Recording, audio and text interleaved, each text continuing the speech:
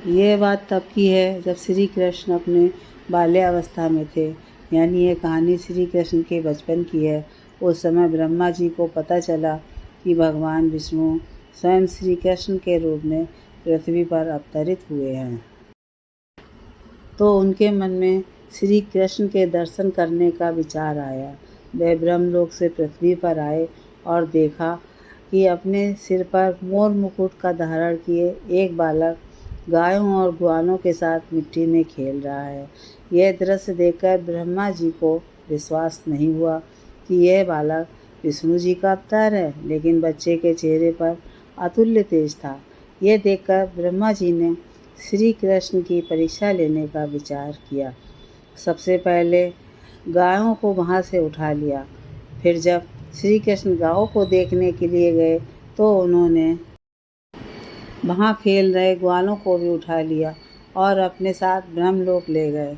जब इसके कुछ देर बाद वह पृथ्वी पर वापस आए तो वहाँ का माहौल देखकर चौंक गए, क्योंकि जिन बच्चों और गायों को वे अपने साथ ब्रह्मलोक ले गए थे वो तो श्री कृष्ण के साथ पृथ्वी पर खेल रहे थे। यह देखकर उन्होंने ध्यान लगाकर ब्रह्मलोक की स्थिति जाननी चाहिए। उन्होंने दिव्य दृष्टि से देखा कि सभी बालक और गाय ब्रह्मलोक में ही हैं। ये सब देखकर उन्हें श्री कृष्ण की लीला समझ आ गई और उन्होंने हाथ जोड़कर उनसे क्षमा मांगी। साथ ही प्रार्थना की कि प्रभु मुझे अपने असली रूप के दर्शन दें। तब श्री कृष्ण ने ब्रह्मा जी को अपना विराट रूप दिखाया। श्री कृष्ण के उस रूप के दर्शन करने के लिए कई और ब्रह्मा भी वहाँ आ गए।